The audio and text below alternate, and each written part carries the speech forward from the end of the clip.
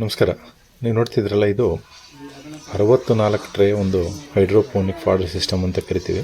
ಇದು complete current ಅಂದರೆ AC ಪವರಿಂದ ನಡೀತಕ್ಕಂಥದ್ದು, regular ಮನೆ ಕರೆಂಟಿಂದ ನಡೀತಕ್ಕಂಥದ್ದು. ನೋಡಿ, ಹೈಡ್ರೋಪೋನಿಕ್ ಯೂನಿಟ್ಗಳನ್ನ ಮಾಡಬೇಕಂದ್ರೆ ನಮಗೆ ಈ ರೀತಿಯಾದಂಥ ಒಂದು ವಾತಾವರಣ ಇರಬೇಕು. ಮೇಲೆ ಮಳೆ ಏನು ಬೀಳ್ದಂಗೆ, ಕೆಳಗಡೆ ಒಂದು ಸಿಮೆಂಟ್ ಒಂದು ಇರಬೇಕಾಗತ್ತೆ. ಮತ್ತು ಯಾವುದೇ ನಾವು ಸಾಕುವಂಥ ಪ್ರಾಣಿಗಳು ಸಡನ್ನಾಗಿ ಬಂದು ಮುಟ್ಟದೇ ಇರೋ ಹಾಗೆ ಮಾಡಬೇಕು. ನೋಡಿ, ಇದು 8ನೇ ದಿನದ ಒಂದು ಮೇವು.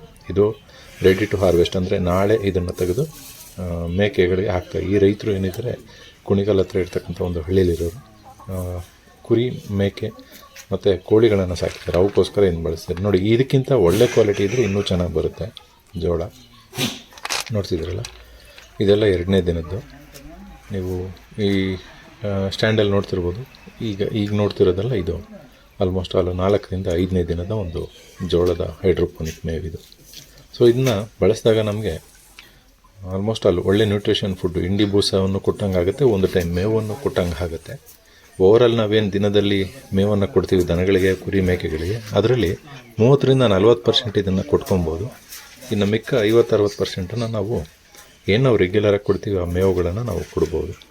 ಆಗ ರೈತರಿಗೆ ಇಂಡಿ ಬೂಸ್ದಲ್ಲಿ ಮೇಲೆ ಆಗೋವಂಥ ಖರ್ಚು ಕಮ್ಮಿ ಆಗುತ್ತೆ. ಮತ್ತು ಕಮ್ಮಿ ಖರ್ಚಿನಲ್ಲೂ ಕೂಡ ಒಳ್ಳೆ ನ್ಯೂಟ್ರಿಷನ್ ಫುಡ್ಡನ್ನು ನಾವು ನಮ್ಮ ದನಗಳು, ಕುರಿ, ಮೇಕೆಗಳಿಗೆ ಕೊಟ್ಟಂಗೆ ಆಗುತ್ತೆ. ಸೊ ಇದು ಹೈಡ್ರೋಪೋನಿಕ್ನ ಒಂದು ಅಡ್ವಾಂಟೇಜು. ಯಾರಿಗೇ ಆಗಲಿ ಹೈಡ್ರೋಪೋನಿಕ್ ಮೇವು ಬೇಕು ಅಂದರೆ ನಮ್ಮನ್ನು ಸಂಪರ್ಕ ಮಾಡಿ ಅಂತ ಹೇಳ್ತೀನಿ. ನಮಸ್ಕಾರ.